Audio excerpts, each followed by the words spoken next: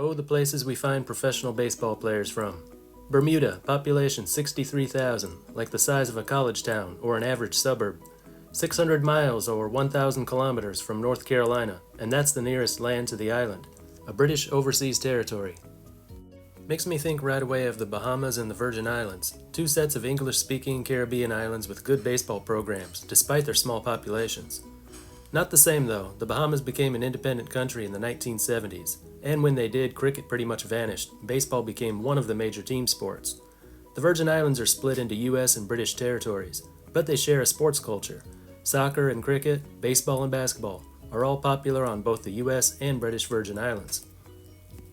Another big difference is the population. Bahamas have over 400,000 people, Virgin Islands 150,000. So they're small, but much larger than Bermuda's population of 63,000. So a very small population, and it's still a British territory, meaning that soccer, cricket, and rugby are the favored sports, along with lots of various individual sports. It just doesn't seem like there's room for baseball there. But they do have baseball in Bermuda. It's been played there a long time, and one player from the island is very close to reaching the major league level.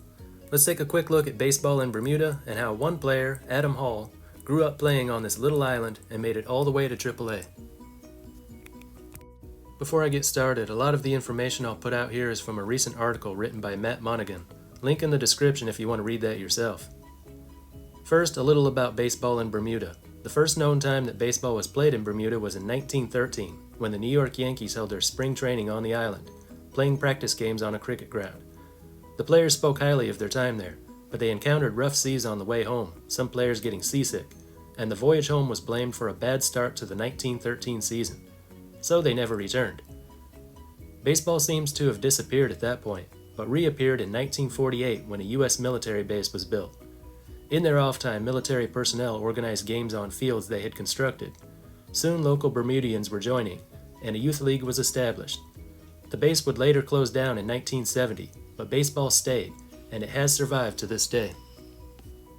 Today, according to Youth Athletic Organization Commissioner Adam Champion, there are about 250 kids playing in 5 divisions, aged 4 to 14. These include Bermudian, American, Canadian, and British. Though Champion also said that baseball in Bermuda pretty much ends at age 12. There's just not enough interest among teenagers.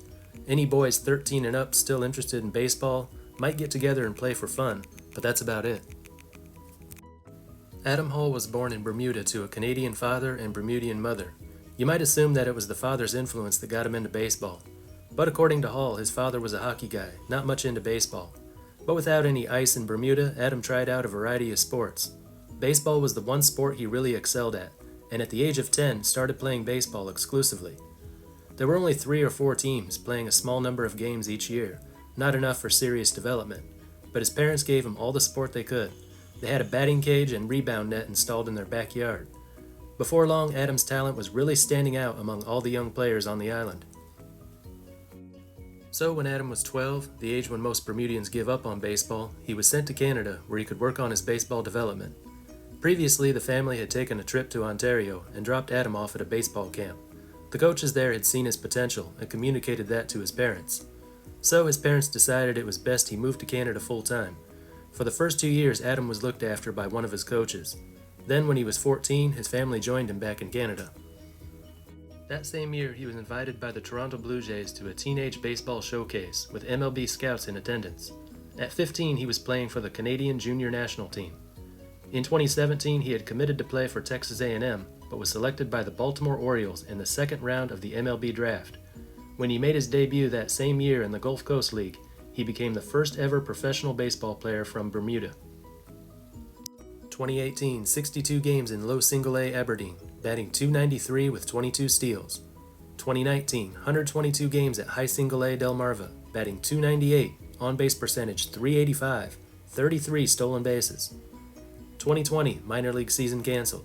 2021, now high single-A Aberdeen, hitting slipped a little but became more proficient at stealing, 26 out of 27 in stolen bases. 2022, 50 games at AA Bowie with average hitting numbers, then was given the chance to play 2 games at AAA Norfolk. 2023, playing time was limited to just 11 games due to a shoulder injury, and then he was cut by the Orioles. But in 2024, he was given another chance by the Milwaukee Brewers. 53 games at AA Biloxi with an on-base percentage of .377 and 10 out of 12 in stolen bases. 2025 started the season at AAA Nashville, one step away from the major league level. He played in 43 games and was a perfect 12 out of 12 in stolen bases. Unfortunately, his hitting couldn't keep up, slashing .222, .300, .313. On June 10th, he was demoted to AA Biloxi.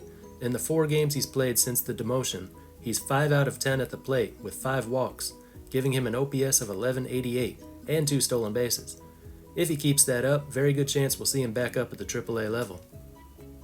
He just turned 26 in May, bats and throws right-handed, 5'11", 165 pounds. This year he's been playing entirely in the outfield, 28 games in left, 17 in center, and only 2 games in right. Early in his career he spent all his time at second and short, and as late as 2024 still played a few games at second, but he's been pretty much a full-time outfielder since 2022. What are the chances Adam Hall makes it to the major league level? I'd say still pretty good. A lot of cases of prospects struggling at AAA, demoted to AA, but dusting themselves off, getting back up to AAA, succeeding the second time, then getting their call up to the big leagues. The same can happen for him, especially given his strong start back at AA Biloxi. I think he'll get another shot at AAA, but if he fails a second time, at age 26, that might be the end. Hope he makes it to the top, but even if he doesn't, it's amazing how far he's made it already, given where he started from. What does this mean for baseball in Bermuda? Well, it means a lot.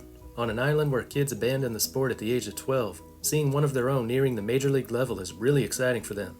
The local news reports on everything he does, always keeping the Islanders updated on Hall's progress. All 63,000 are rooting for him now. And the more success he has, the more likely kids in Bermuda will keep playing the game, well into their teen years.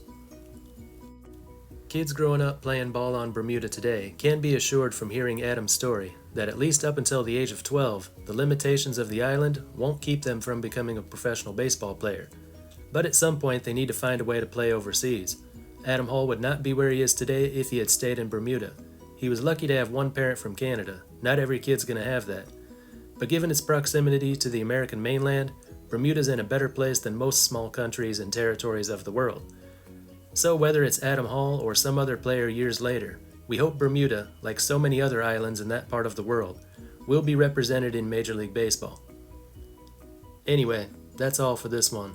Until next time, this is Baseball International. See ya.